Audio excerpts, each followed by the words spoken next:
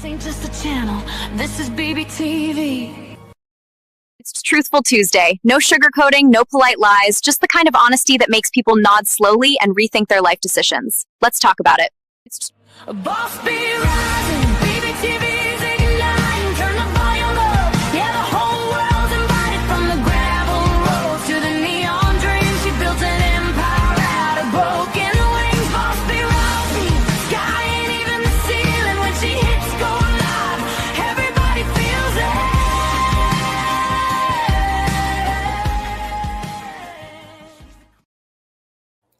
Welcome in, everybody. Good afternoon and happy daytime. This is Ask B. So I'm really glad you're here today, if you're here today, because this is one of those shows where we're not rushing anything, okay? We're not squeezing this into a tight little box. Not at all. We are settling in and doing this properly. And I want to start by talking to you straight about yesterday, okay? Because I don't like skipping days without context, and I don't like pretending that life doesn't interrupt creative plans, okay? Sometimes. So yesterday turned into one of those work days that you don't say no to. The kind where you look at the opportunity and go, yeah, this is too good to pass up. Even if it wrecks your schedule and your routine and your content calendar. And instead of trying to push through a foggy, half-powered show while mentally fried, I physically was just worn out from the morning. I made the call to handle business and come back today. Actually, sharp enough to give you the kind of conversation this community deserves. So that's exactly why today is stacked.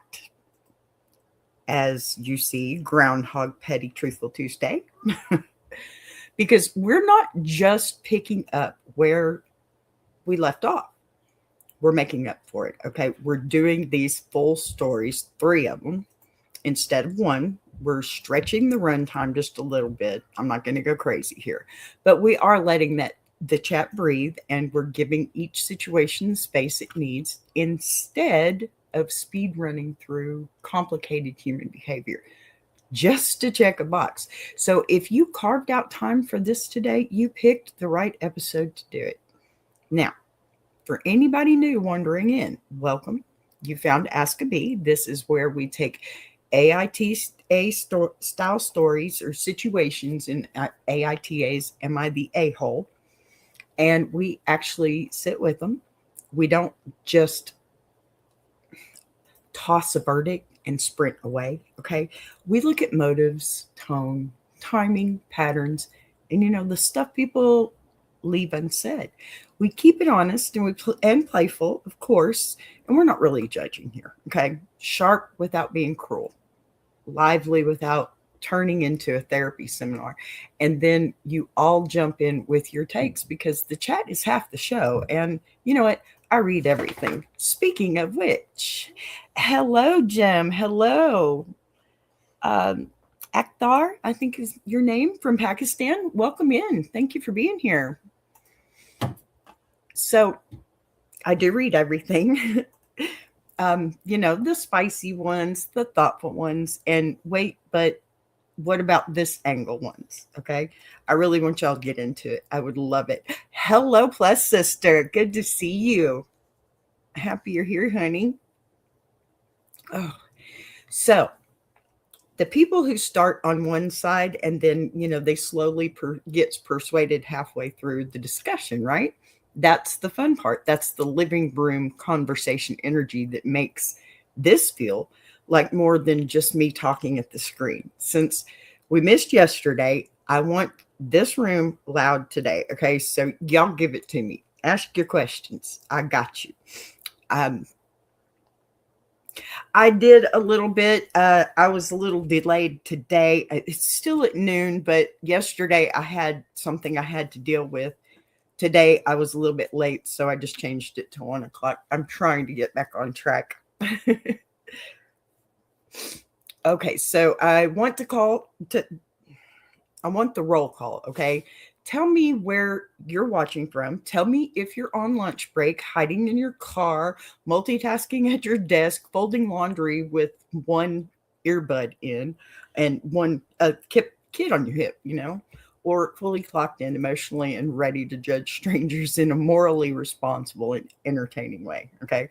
And while you're getting settled, go ahead and tap that like button for me, if you would please, because it actually matters more than people think, and it helps this room fill up so the conversation gets even better. And listen, today's lineup is doing emotional cross training because the three situations we've got could not be more different in tone, even though they're all built on the same question: was I wrong for that? The first one starts almost wholesome, logistical, and somehow derails into a family standoff over a canceled trip and a promised reimbursement. The second one drags us into marriage tension, jealousy. Okay, one earbud in and I'm in. Okay, honey, I love you. Thank you for being here.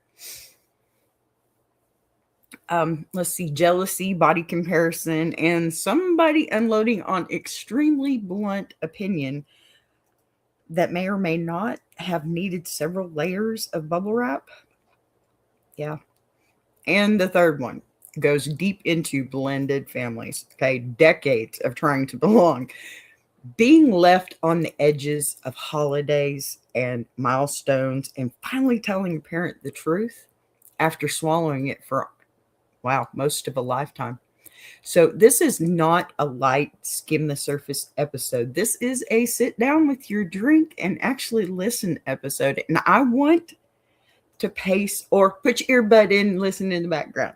That's it. I want to pace it so we can really hear each other outside instead of rushing into the loudest take in the room. Okay. Also, because it's daytime, I know half of you are doing this on the sly. So consider this your officially sanctioned mental break. Okay. This is your permission to slip to just put the email draft down for a second. Okay. Let the dishes soak. Stop doom scrolling and hang out while we collectively dissect other people's decisions.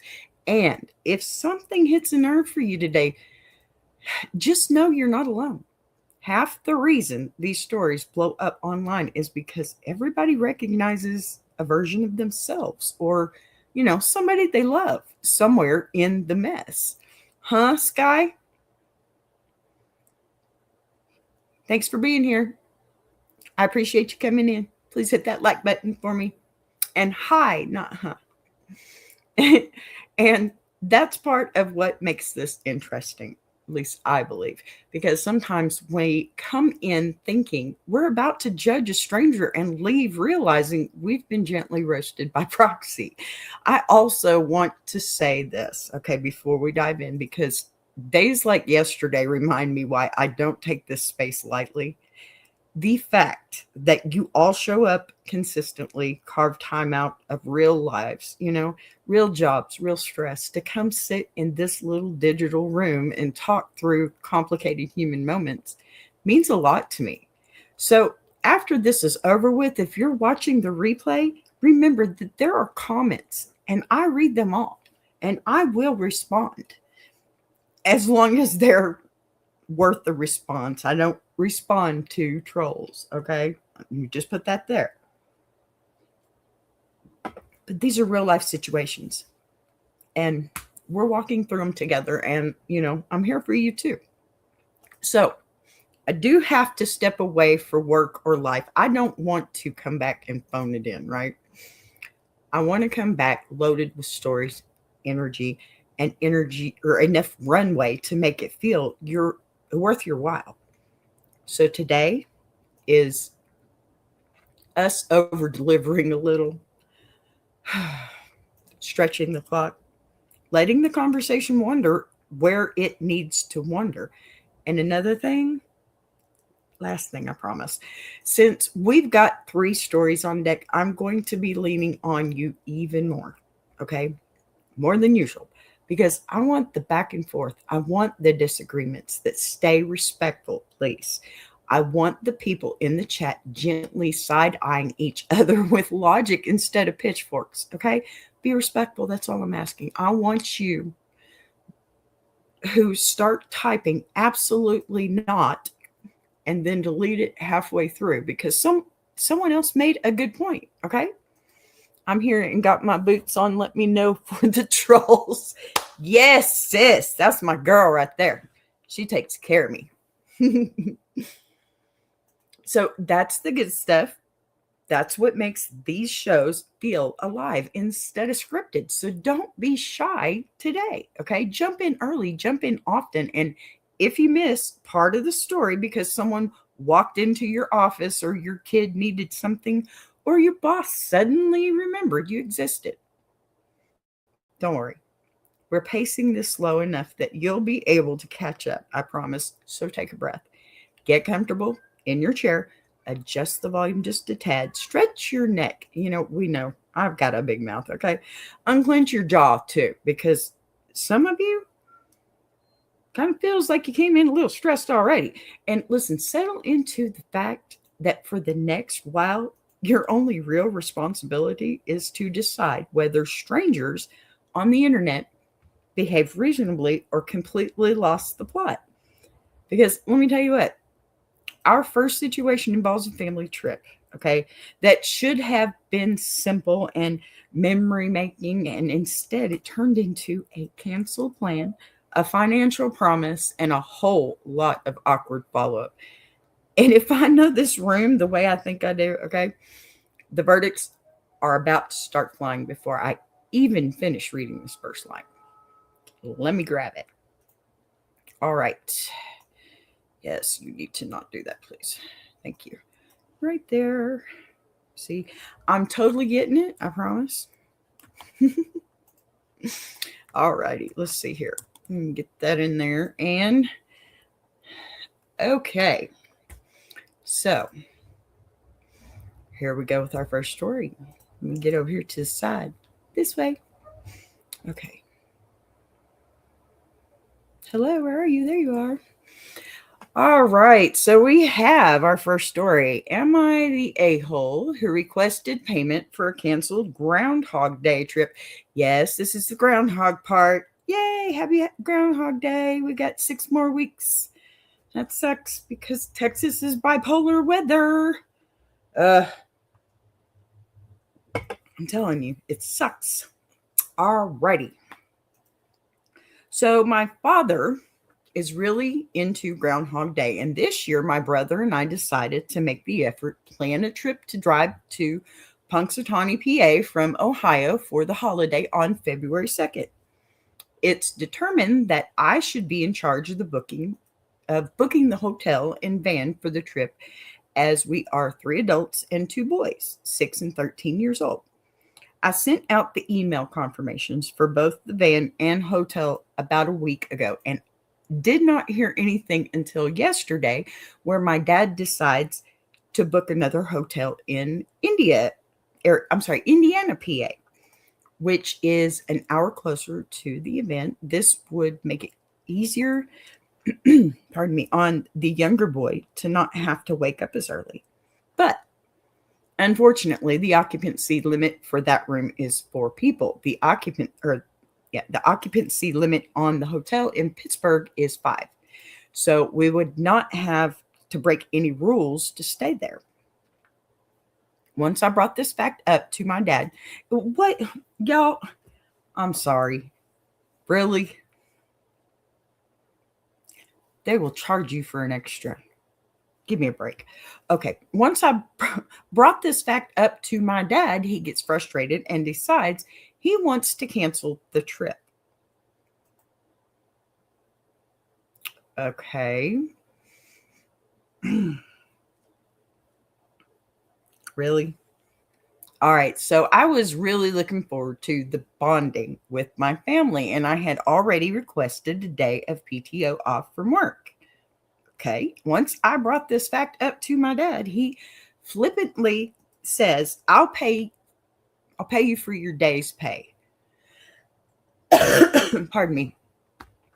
I regrettably accepted the offer and considered the matter closed. Today, when I tried to collect the agreed payment, he is trying to back out. So, Reddit, am I the a-hole for booking the hotel with the correct occupancy and attempting to collect payment that was promised? Give me your worst. Oh, pardon me. I don't know why I've got an itch now. All right, y'all. What are you thinking about that? Because that's, well, first of all, it was Groundhog Day, so hopefully they're not repeating that again. I know, it was stupid. Anyway, you're not the a-hole here, okay? And I want to slow this down and really live in the behavior instead of racing to a verdict. Because this isn't about a hotel room or a van or even a fuzzy little weather prophet. It's about responsibility, timing, and people saying things in the heat of the moment, okay? And then pretending they never said them once the emotional temperature drops, I guess. And from the jump, my goodness.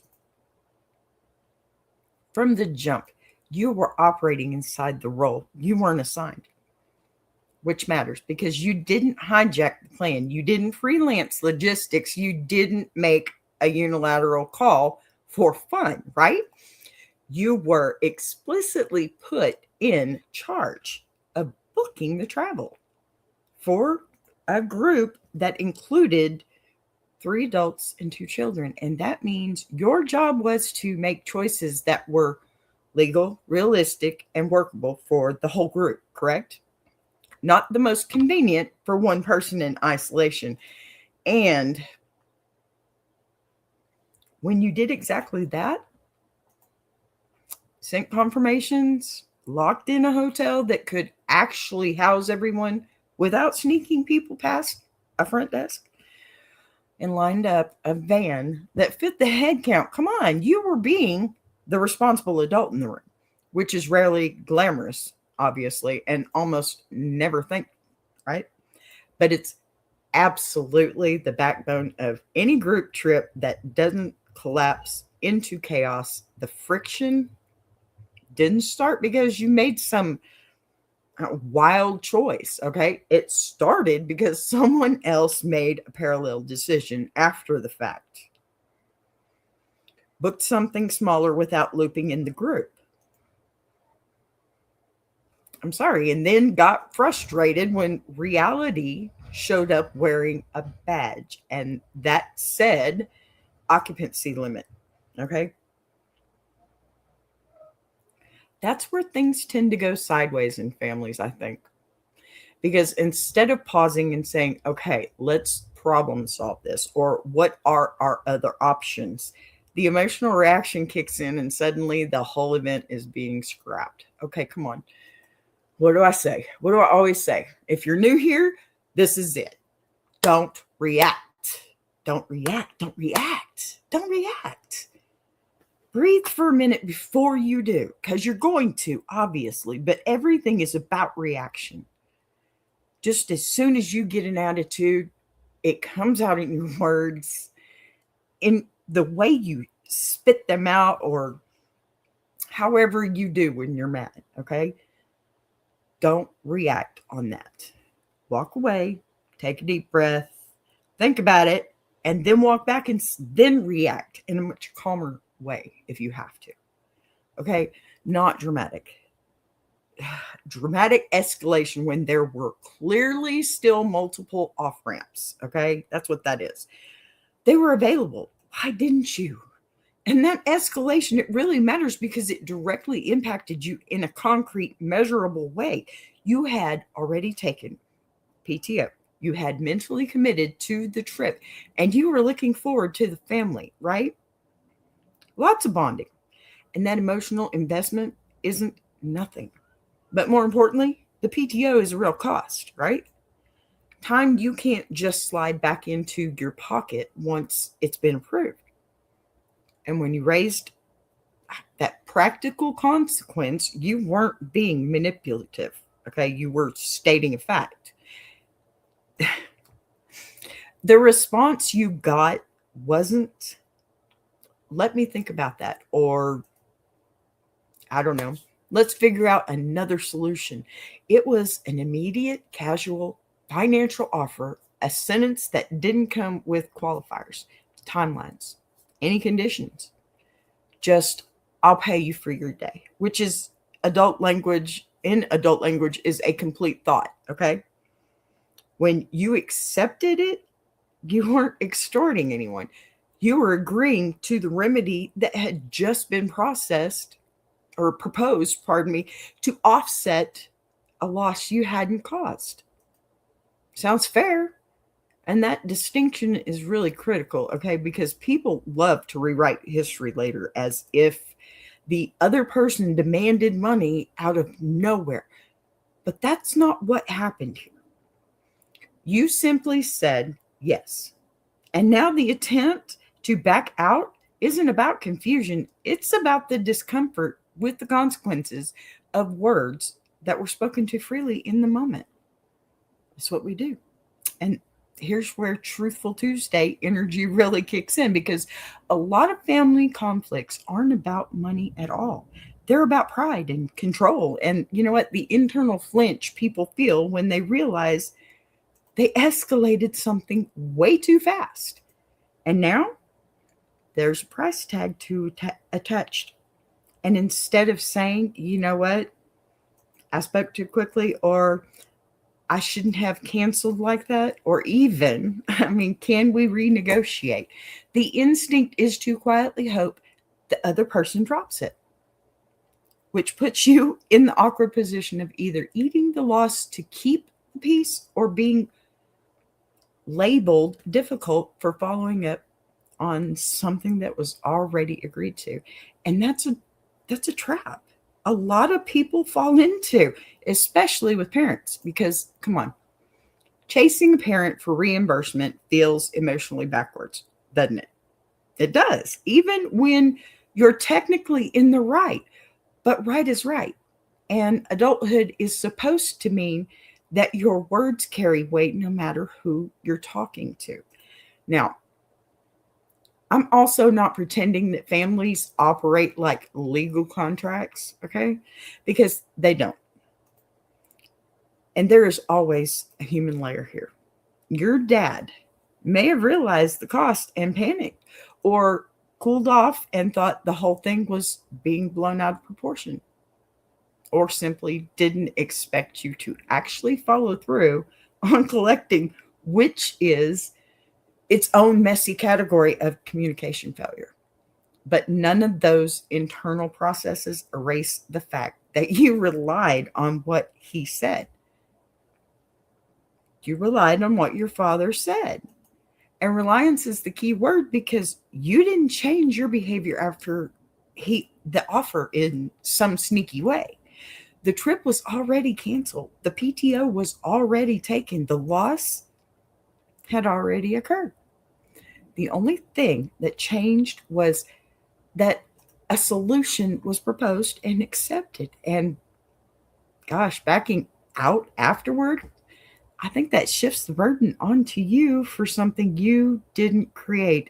No, I want to linger on that point for just a second, please, because sometimes, my goodness, people try to frame situations like this as, well, you didn't have to accept, or it was just something I said.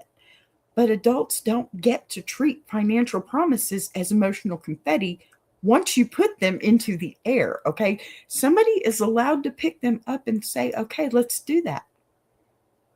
And the socially graceful move, if you regret it later, isn't to pretend it never happened. It's to reopen the conversation honestly. And that hasn't happened yet, has it? No, what's happening instead is a quiet retreat, which leaves you looking like the aggressor when all you're doing is following the timeline that was set in motion by someone else. And yes, could this have gone differently at multiple points? Of course it could. Of course it could. Group trips are basically a masterclass in how miscommunication multiplies And maybe there was room to explore splitting into 2 rooms, or changing hotels, or rebooking closer, or finding another workaround before hitting the cancel button. Those are alternative universes, right? And in the universe we're in, the sequence matters. You were assigned the task. You completed it responsibly. The plan was changed without coordination. The event canceled. A reimbursement was offered, and now that reimbursement is being questioned. Why? And that sequence is why you're not the villain here, okay? What I also want to call out, and I know I said I was almost done. Hi, Des. Good to see you, honey. So what I also want to call out is that I know, I'm trying.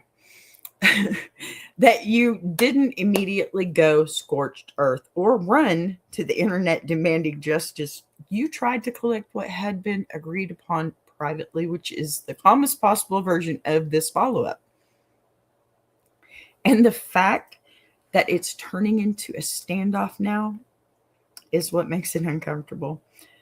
Not anything you did, okay? And if we're being really honest, this is one of those moments where families test whether they actually respect each other as adults, because it's easy to brush off commitments when you're dealing with a child, right?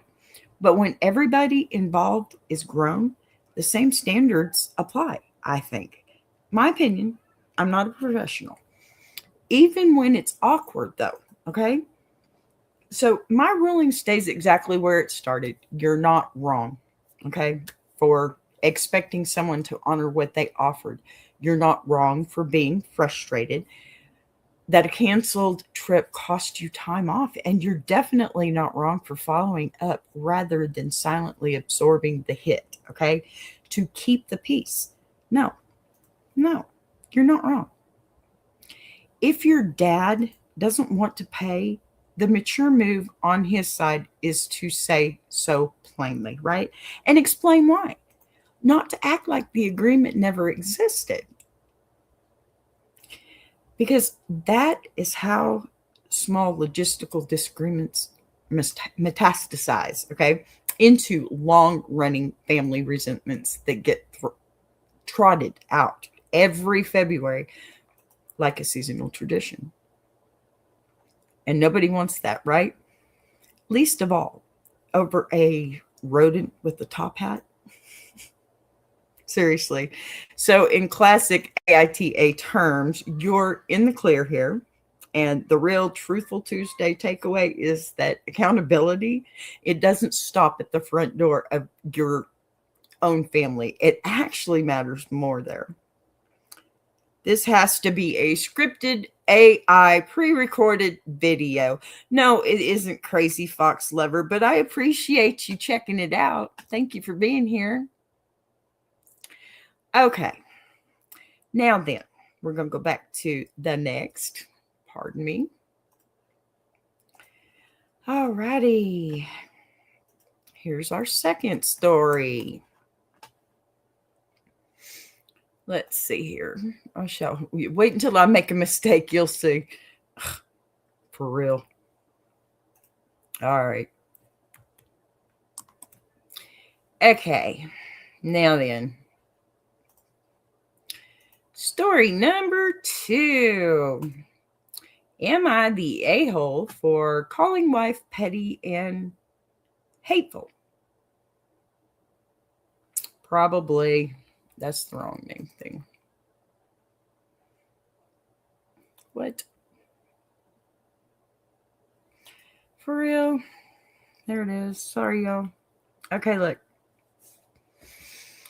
Am I the a-hole for calling wife petty and hateful? My wife was always an extremely thin woman. She is in her late 30s now and weighs more than she ever has. But she carries it heavily in her hips and butt. Okay, isn't that the thing now? She is An attractive woman whose very employment is, pardon me, partially reliant on her physical appearance, not sex work. Nope. But she has a friend who is about a decade younger. Y'all pardon that word. I'm supposed to take that one out. Anyway, when they met the friend, yep, that got me distracted, that word. I'm sorry, y'all. When they met, the friend was overweight. In their years of friendship, her friend has become devoted to physical sport, including the one my wife introduced to her thing. And as a result, she has lost weight, gained muscle, and looks very good. She too carries her weight in hips, butt, and thighs. The other day, her friend came over to hang out. She talked about how much better her times have gotten and how much she dedicates to improving in various aspects. She has creative and intellectual endeavors. The two have a lot in common. As soon as the friend leaves, wife unleashes barrage of shit talk about how the friend is a poser, a wannabe, a try hard, how she's too skinny, she's not. The girl has visible abs and looks very fit. She even said real women have curves, but they both have the same body type. Uh-oh. Right, Des? That's what I'm thinking too. So after hearing her shit talk her friend to death, I had lost it and told her she was being petty, mean, hateful, and small. Oh, good for you. Good for you, sir. I told her that I love her body, but if she's uncomfortable with her weight, she talks about it constantly, then to do something about it, then to do something about it. I've seen her working out. She puts in half the effort of her friend. There you go. Quits readily, makes excuses, and has even overblown medical conditions, only to lose all symptoms as soon as she gets home. Of course she did. Of course she does. She claims to be an artist, but she spends most of her time on her phone. She claims to be a pro at all the things her friend is actively practicing, but she doesn't do any of those things and hasn't for most of the decade that we've been together. I don't mind these things, but this girl is a good person and a good friend and doesn't deserve to be treated that way. Okay, even behind her back, especially by her best friend. My wife doesn't work more than a few days a month and brings in almost no income. If she wanted to pursue anything, she is free to do it. But she instead chooses to complain and tear others down. Pardon me. I've been staying in my office the last 2 nights. Ruh-roh. Wait. I think I needed to go to the next one. Okay. So, am I the a-hole for speaking up about this? I don't know if this is a typical behavior for female friendships. There's 2 edits. I'm going to put those up too first because they're important. Okay, edit number 1. I love my wife. We have a very straightforward manner of speaking to one another. Our relationship is not in trouble over this. It is simply an argument. That might mean that for you, sir. But she's a woman. She's holding a grudge. In the back of her mind, she may not ever say anything about it, but in the back of her mind, she is. And if you're a woman that says you don't, you're lying. Okay, I am looking for advice on how to proceed. I do feel like an a-hole, but I feel like I feel she is being unreasonably cruel. I'm going to save my verdict on this one, okay? Because we have a second edit, of course. I think I may be too harsh, or I think maybe I was too harsh. I do not hate my wife. I am just going to talk to her. Thank you for the perspective. Yeah. Everybody kind of earns a side eye in this situation, if you ask me. And no, you didn't, but I'm going to tell you anyway. What? I know. First, he's like standing his ground, and I'm sorry, I agree with him at first, but these edits were like, I want to say this without getting in trouble with YouTube. He's kitty whipped. Yeah, that's what I'm going with. And it's got to be golden to put up with that kind of petty. Sorry. Yes, we had our groundhog. This is our petty. Lord, help me. Help them. Help us all, okay? Everybody kind of earns that side eye. I can't lie here, okay?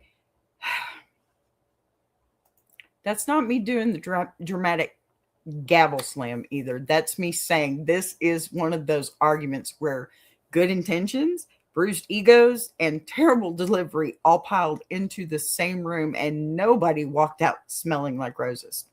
No.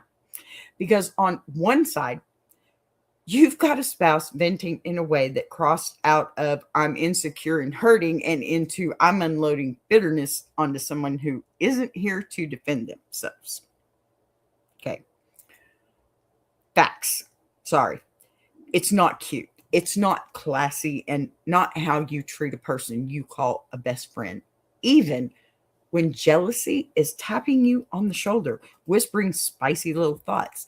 But on the other side, you responded by going full character assassination, TED Talk, stacking observations about her effort level, her hobbies, her health, her income, and her follow through in one big emotionally nuclear bundle. And you detonated it right in the middle of an already sensitive moment. Listen. Some of what you're saying might contain kernels of truth, okay? But truth delivered with a flamethrower is still a flamethrower, okay?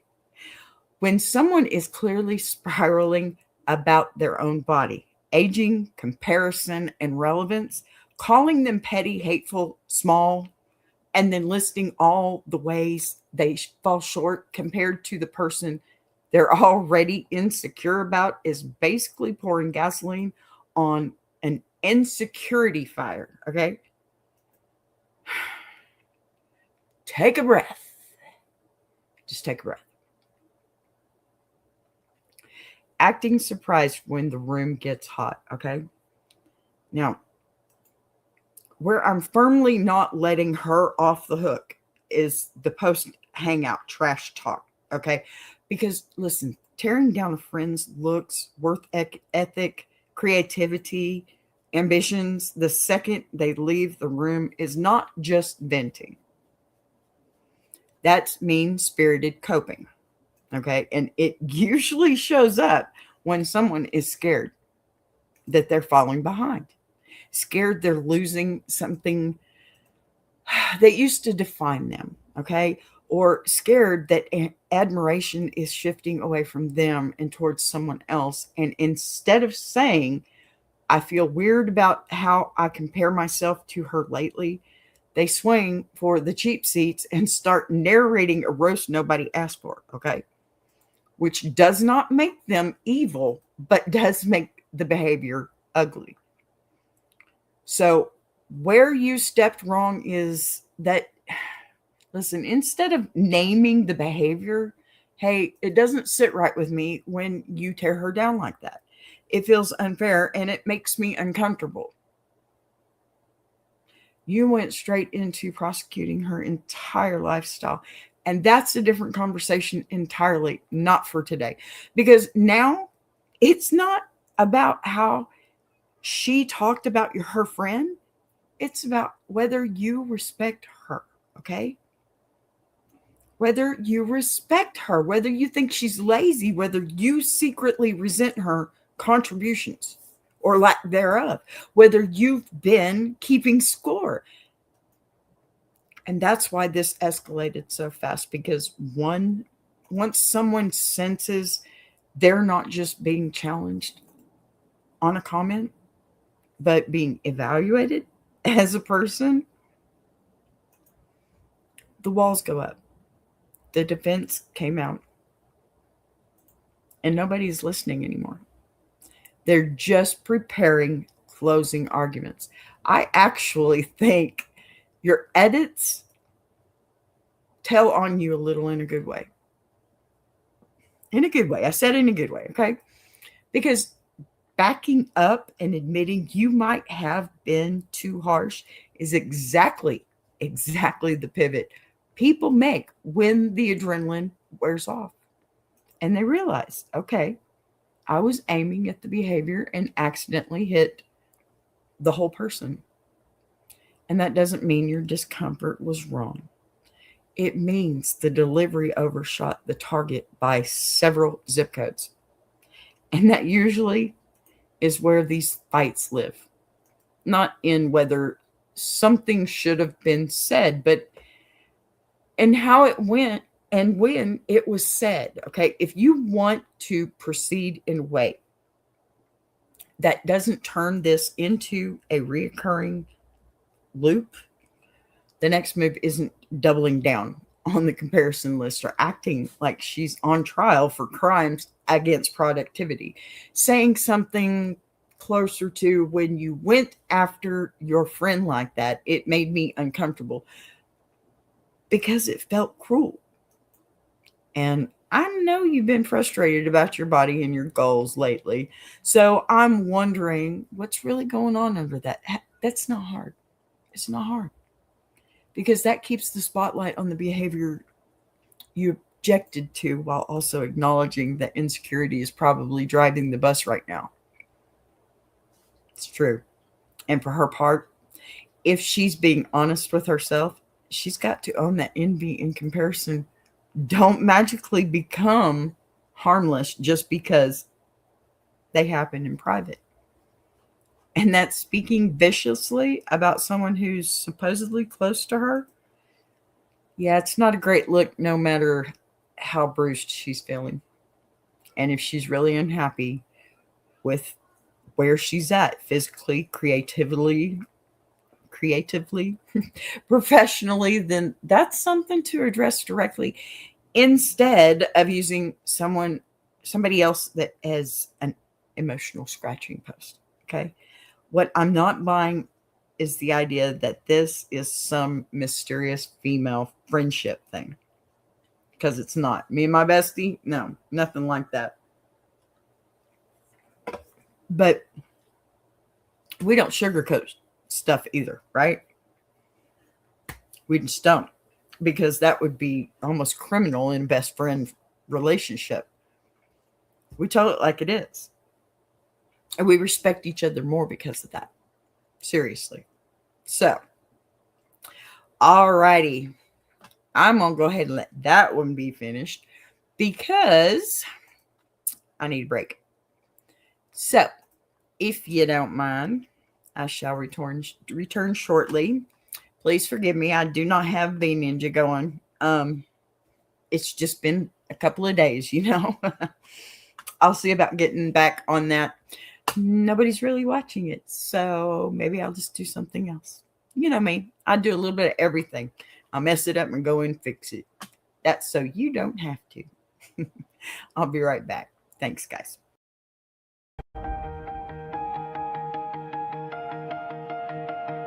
She came from the quiet storms, built a fire from the ground, turned a whisper to a warning.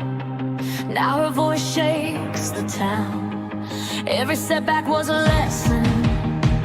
Every doubt became a key, unlocking something bigger. That's the rise of Boss B. When the lights go low, her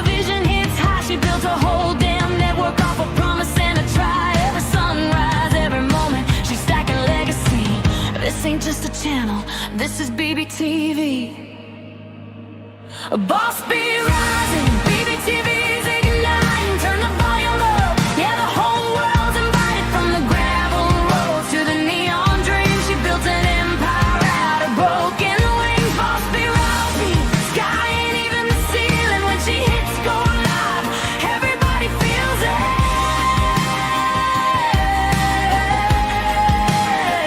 She's the queen of the comeback, the storm in the stream, crafting stories out of heartbeats, making visions out of dreams. Got thunder in the hustle, got a voice that cuts clean.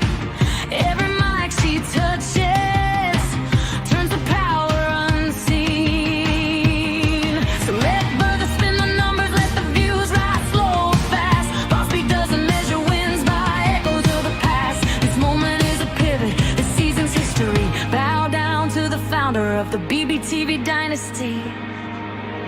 Boss be rising, BBTV's igniting. Turn the volume up, yeah, the whole world's invited. From the gravel roads to the neon dream, she built an empire out of broken wings. Boss be rising, sky ain't even the ceiling. When she hits go live, everybody feels it.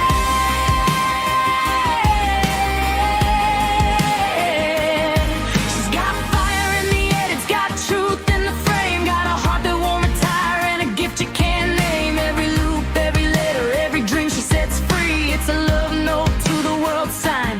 Boss beat. And the world keeps watching as the numbers climb, but she's counting all the moments, not the dollar signs. From the late night grind to the daylight scene, she's building something bigger than the algorithm's dream. Boss be rising, BBTV shining. Her story's rewriting, a legacy in real time. Boss be rising, BBTV's igniting. Turn the volume up, yeah, the whole world's invited. From the gravel roads to the neon dreams, she built an empire out of broken wings. Boss be rising, sky ain't even the ceiling. When she hits go live, everybody feels it.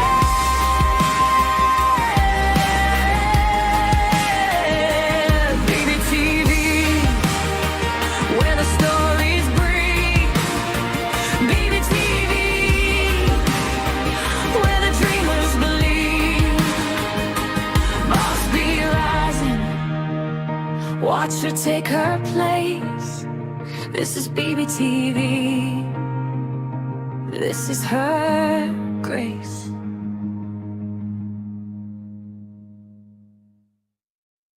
Join Boss B for Ask a Bee Monday through Friday, 12 noon Central Standard Time and Jukebox Journey every Saturday, 8 p.m. Central Standard Time.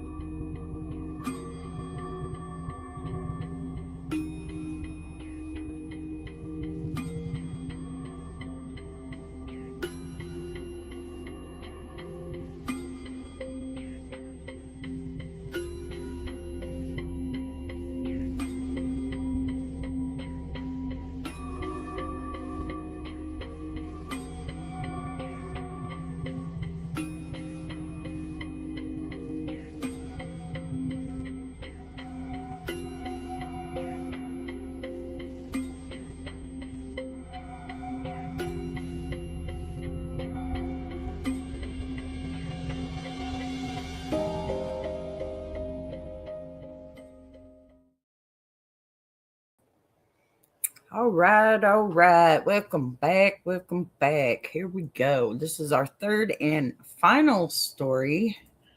It's a little bit longer, so we're going to be here for a little bit, but I wanted to make up for yesterday. I want to tell you also, too, I really appreciate y'all being patient with my scheduling here lately. It hasn't been as consistent as I would like, but I'm doing my best, y'all. For those of you out there stuck with me, hey, I love you for it. Absolutely love you for it. All righty. So our third story story. Let's try this one out here. I think it's this one. Nope. Really? It's this one, silly. I'll get this one of these days. I hope. I really hope. All right, so our third story. This one's a little bit longer, and I'll say my answer is a little bit longer on this one too, but it needs to be said, right? All right. Am I the a-hole for telling my father the truth about not feeling like part of his family? Okay. I am 54, female. Okay. Your daddy must be young. Have one brother in his 30s and 4 sisters, all between the ages of 20 and 35. Was invited to my sister's wedding. Now, a few years back, I got to participate in my brother's wedding. I made the cakes. Oh, how nice. I was very proud to do it. Aw, that's cool. Okay. My siblings are all half siblings from 2 previous marriages. Yes, he's been married 4 times. When it came time for my oldest sister to get married, I was so excited. She used to call herself by my name. That's so cute. That is adorable. She was even the flower girl in my wedding. Aw. I have tried over the years to get close to them, but they just live very different lives. Yeah. My mom and dad were married young. I was only 4 when they divorced. Ouch. My father's second marriage, he had 3 more. Okay. I was old enough to spend a lot of time playing mother hen. Oh, yay. Okay. And I was so happy for it being my mother's. I was so happy for it being my mother's only child. I think they mean just because they were her mother's only child. Never mind. I'm going crazy. I really have tried to be there for all the events: Christmas, Thanksgiving, birthdays, and any days. So here comes the invitation for my sister. Maybe a week before the actual wedding, I get a phone call. No, not an actual invitation sent by the bride. A text from my stepmother complaining I don't answer my text and that the wedding is in a week. Oh, yikes. They want me there. Okay. Of course, and yet again, I ignored the attitude because they don't know me or my schedule or that I have literally no time for anything. So I make the effort to be there. Okay. It was a beautiful place in wedding. After the actual ceremony in the sweltering heat, they started up taking pictures of the family. My husband took our granddaughter and walked off, and I stepped up as the photographer. The photographer is starting to take pictures of the whole family. I'm standing right behind the photographer as he snapping. My dad and my sisters waved at me and smiled, not waving for me to come be in the picture, just simple hi and a smile. Ouch. This one's burning me already. I wanted to step up but couldn't get there, and no one was trying to get me there either. I mean, even cousins that I grew up with that were favorites, but not me. Man, y'all, you got me rocking on this one. I'm going to get mad. Okay. And that really kicked me in the gut. Of course it did. Then I left. I said nothing. I just left. I don't hear from him or any of them for a while. The following Thanksgiving, I heard and said nothing. So no invite, as always. Then 3 days before Christmas, I get a message. Dad is having back surgery on Christmas Eve. We won't be having much of a Christmas. I said, okay, tell my dad I love him. And that was it. I never heard if he was okay. I sent a message a week later to my dad telling him I love him and I hope he's okay. Nothing for 2 days. Okay, he's had surgery. I get it, but he's also home already. Fast forward to last Christmas. I get a message. Your dad had another back surgery 3 weeks ago. And what? 3 weeks ago. Okay, she's 54. Her dad can't be that young. And he's having back surgeries every year. Really? 3 weeks? Okay. And he would really like to see you all this year. Well, guess who couldn't make it? Okay. Now I'm conflicted. When asked why I told him the truth about how he makes me and mine, because yes, my children feel the same, feel like a third wheel every time we go there or are there. My son did go, but because we want my son's daughter to know them. Regardless, it will be her choice to make if she spends time with them. Okay. I applaud you for that. Okay. And now I haven't heard anything at all since. Am I the a-hole for not staying quiet, even though has always been like this in some way? Okay. So I guess you went ahead and told them how you felt. Wow. Yeah. I'm going to bring that one down because I didn't even go through the other ones, but it's fine. There's so many things I want to say right now, and I'm just not sure what to say. That is a whole melodrama going on there. I mean, you're not the a-hole, okay, for finally saying something. And I want to sit in that for a long minute, okay, because what you're describing, it isn't a one-off awkward moment. It's a decades-long drip of being peripheral, of showing up anyway, of swallowing disappointment politely, of, making yourself small so the room doesn't get uncomfortable. And people underestimate how exhausting that is until the day they realize they've been carrying it for 30 or 40 years or 54 years, and their arms are shaking. This isn't about one photo at one wedding. It's about the cumulative weight of being the one who rearranges schedules, drives in heat, keeps the peace, ignores tone-deaf messages, shows up without formal invitations, accepts silence on holidays, sends "tell dad I love him" text into the void. Pardon me, hold on.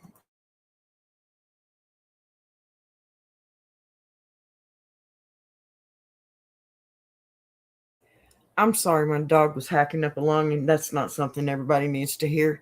Okay, so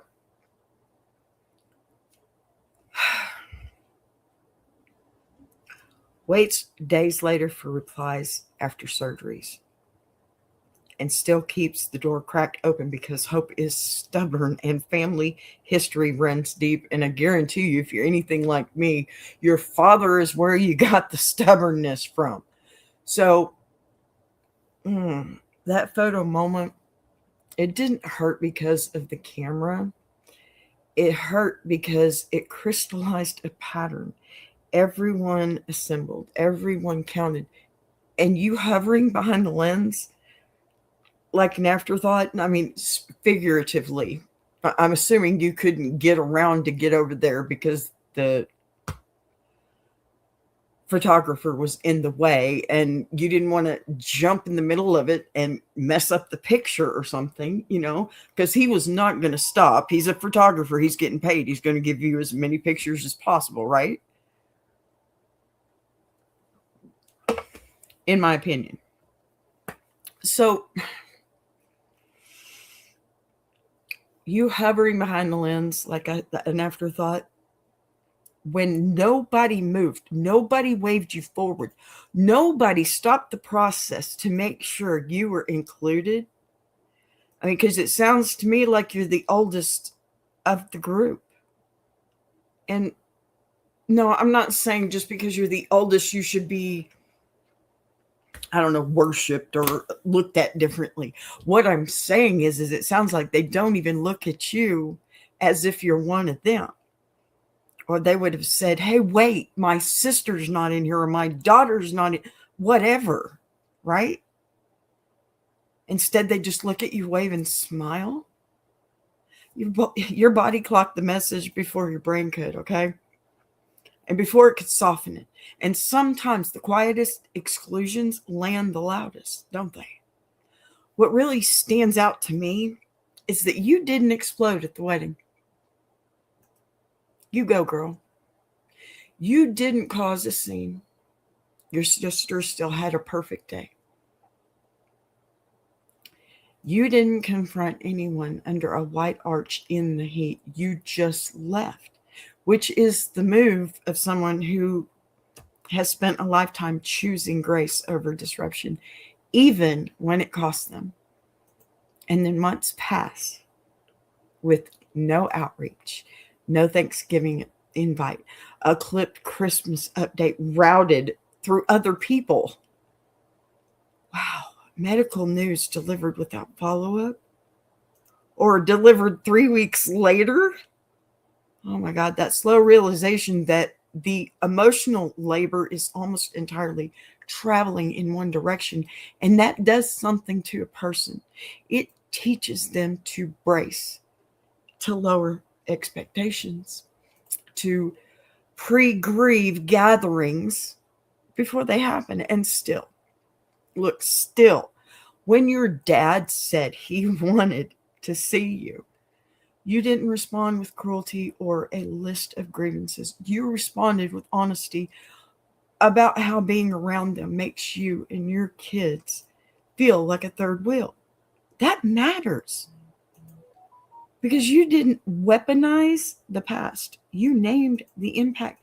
And people sometimes confuse honesty with hostility when they've gotten used to silence benefiting them. Now, could staying quiet have preserved surface peace? Sure. But at that cost, what cost, really? Because silence isn't neutral when it keeps one person swallowing hurt year after year. Silence is just pain with good manners. And the fact that your children independently feel the same thing is blinking the red light that this isn't imagined or oversensitive.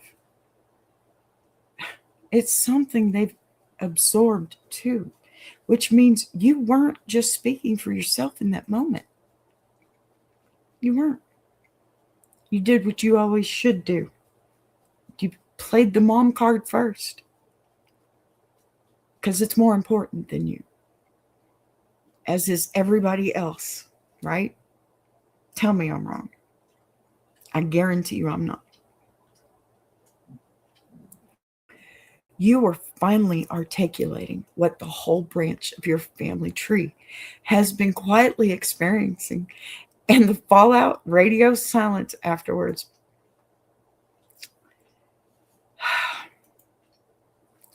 But it doesn't automatically make you wrong, okay? Because sometimes when you stop cushioning people from the truth, the first reaction is to distance, not dialogue, especially if the truth disrupts a narrative where everyone believes they've been perfectly fair. What I will say, very gently but clearly, is that telling the truth doesn't obligate anyone else to respond well for it or to it. And that's one of the hardest parts of finally speaking up. You do it hoping for recognition and repair, maybe even an awkward but honest conversation. And sometimes what you get instead is withdrawal. It is. It is. Which can feel like confirmation of the very thing you said out loud. That swings in a whole new direction. Still, the alternative, going back to swallowing it? No, showing up cheerfully to rooms where you feel invisible. Teaching your kids by example that love means tolerating erasure. Would have cost you more in the long run, don't you think? And I don't think that's what thankful energy is actually about. I think gratitude isn't pretending things don't hurt. It's valuing yourself enough to stop participating in dynamics that quietly break your heart. Your son going so his daughter can have the option of connection was generous, not spiteful. Okay? No. And you didn't forbid relationships or slam doors. You simply chose not to keep subjecting yourself to something that consistently leaves you feeling small. And that's not cruelty. That's boundaries forming late in life after a long career of endurance. A career, yes. that long, yeah, career. Could there still be a version of this where you and your father talk again? Yes. And if that happens, the most powerful posture isn't accusation, it's steadiness. I love you and I want to be a part of your life, but when we're excluded or only contacted around emergencies, it hurts. And I can't pretend it doesn't. Because that keeps the door open without crawling through it on your knees. Even if that conversation never comes, you're not obligated to keep performing cheerfulness for people who consistently treat you like an optional attachment. The core truth here, okay? You didn't lash out. You didn't insult.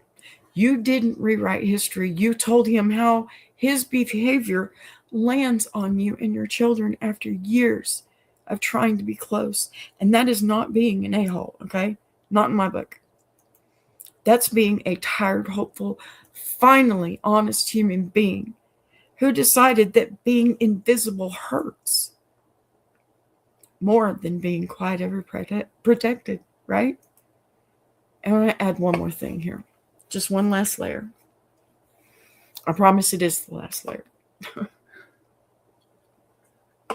I'm long-winded. You wouldn't be here if you didn't know that. Okay. I want to add one layer. Because sometimes when people finally name a long-standing wound, the people on the other side, they genuinely don't realize how deep it goes, especially in blended families where timelines, loyalties, and habits calcify over decades without anyone ever pausing to audit them. It's true. And that doesn't excuse the exclusion, but it does help explain why your honesty, well, it may have landed like an earthquake instead of a conversation. And when people are confronted with the idea that someone has felt peripheral for years, the first impulse is often defensiveness or retreat, rather than curiosity and silence. Sorry, dog butt. That, and pardon me, silence you're experiencing now could be less about punishment and more about people not knowing how to engage without admitting uncomfortable things about their own patterns. That said, it still isn't on you to keep absorbing that discomfort, especially for them. And if any future dialogue opens up, the most constructive frame is staying anchored in impact rather than inventory. What moments like the wedding photo, the missing holiday invitations, and the one-way updates around medical events made you feel, pardon me, because that keeps the focus on lived experience instead of turning it into a courtroom brief, right? And it also models for your kids what it looks like to speak honestly without becoming cruel, to set boundaries without burning everything down, and to leave the door unlocked without standing in the cold, waiting for someone to notice you're there. I think that's great. Hold on.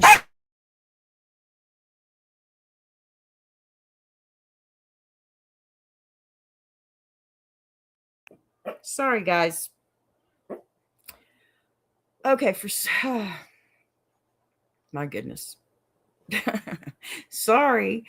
Puppy dogs. I can't do anything else with them. They're crazy.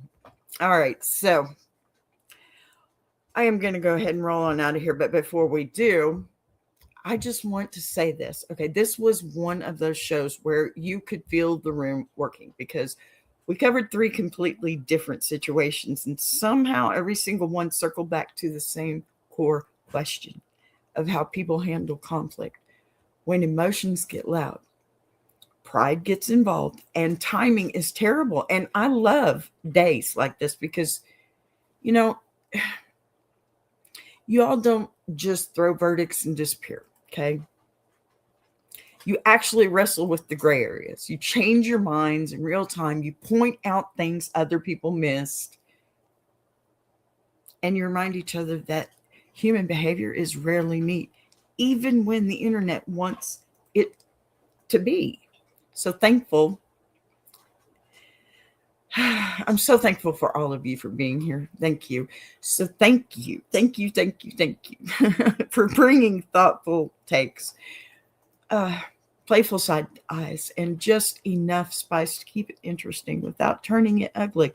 We had canceled trips and promised money, and we had jealousy and blunt honesty inside a marriage, and we had decades-long family dynamics finally being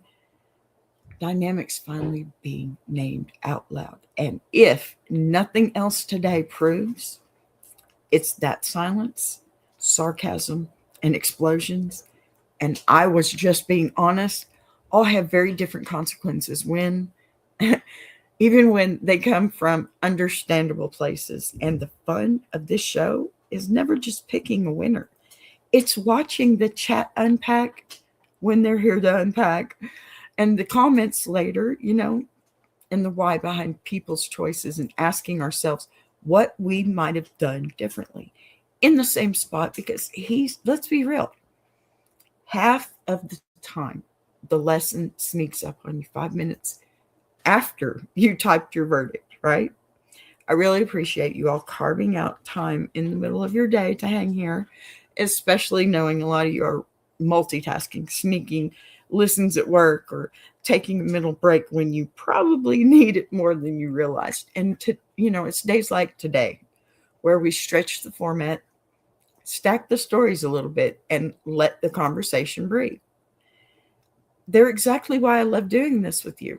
So if you just wandered in late or had to dip out halfway through, don't worry. The replay will be there waiting for you.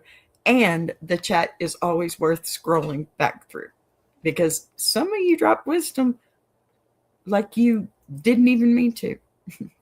Make sure you're subscribed, please. And hey, please consider becoming a member. Make sure notifications are on so you don't miss the next one. It will be tomorrow, very hopefully at noon, okay? If not, it will be 1:00. If not, I will post that I'm not going to be here, I promise you. And if you've got a story that's been living rent-free in your head and you want it on the table for future episodes, you know where to send it, right? If you don't, I promise you, I'm about to show you. So, because we've got plenty more Truthful Tuesdays to come, petty lanes, thankful lanes, and all the emotional cross-training in between coming your way. And I promise, we'll keep the tone the same. Sharp but kind, playful but honest, and always interested in what you think, okay? All right, go hydrate, go finish whatever you were pretending to work on, and go text the friend you were silently siding with in one of these stories. And you know what? I'll see you next time right here on Ask a Bee.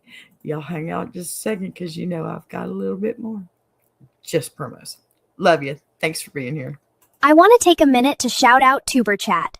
If you're a creator who's tired of surface level advice, and actually wants to understand how YouTube works, that's the space. It's real conversations with real creators who are in the trenches building channels, testing ideas. No posturing, no gatekeeping, no fake guru energy, just people sharing what's working, what isn't, and why. If you're serious about growing, learning, and not doing this alone, check out Tuber Chat. The link is in the description. If you're enjoying this show, subscribing is the easiest way to support what's being built here on BBTV. You'll see the join button right next to subscribe. No pressure, no expectations, just an option for people who want to support the channel in a real way. We're live weekdays at 12 p.m. Central, and each day has its own focus. Same honesty, same voice, just different conversations depending on the day. And if you've got a story you want to share, send it in. Anonymous is always fine. Boss be right.